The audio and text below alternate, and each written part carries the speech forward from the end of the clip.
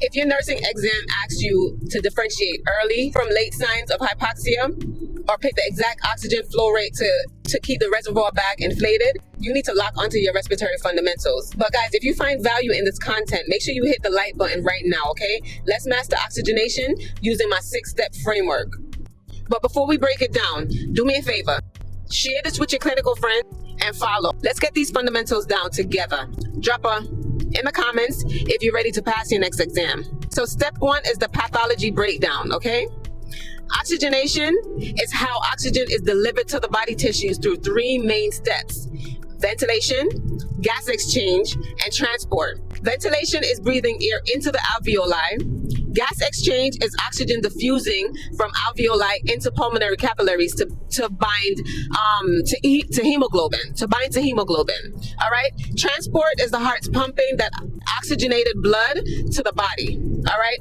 Impaired oxygenation leads to hypoxemia in the blood and hypoxia in the tissues. Step 2 is risk factors and causes. Impaired ventilation is caused by bronchoconstriction in asthma and COPD, or lung collapse in pneumothorax and atelectasis.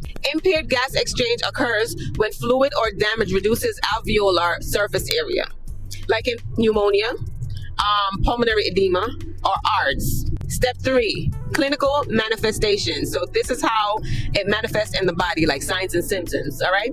So you have to know early versus late hypoxia signs. Early signs are like restlessness, confusion, tachycardia, tachypnea, the use of accessory muscles, and tripod position, like breathing in the tripod position. So late signs are cyanosis, bradypnea, and bradycardia. For breath sounds, high-pitched stridor indicates an emergent upper airway obstruction. Wheezes indicate narrowed airways in asthma or COPD, and crackles point to fluid in the airways or collapsed alveoli opening up. Step 4 is interventions. If a patient is in respiratory distress, your immediate action is to place them in high Fowler position to maximize lung expansion and administer supplemental oxygen. For non-rebreather masks, ensure the flow rate is high enough, okay? At least 10 to 15 liters per minute to keep the reservoir bag inflated and prevent CO2 buildup. So always use the lowest effective oxygen concentration to prevent oxygen toxicity, and pad devices to protect the skin, integrity. All right. Step 5 is diagnostics and lab. So normal SpO2 is 95 to 100%. For COPD, patients titrate oxygen to maintain an SpO2 between 88 and 92%.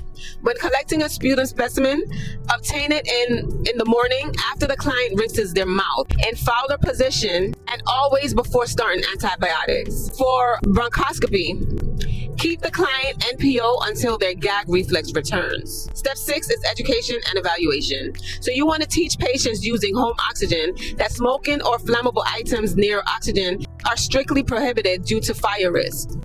Encourage mobility, frequent repositioning, deep breathing, and incentive spirometry to promote lung expansion. We evaluate success when the tissue perfusion is restored, breath sounds are clear, and SpO2 returns to target ranges.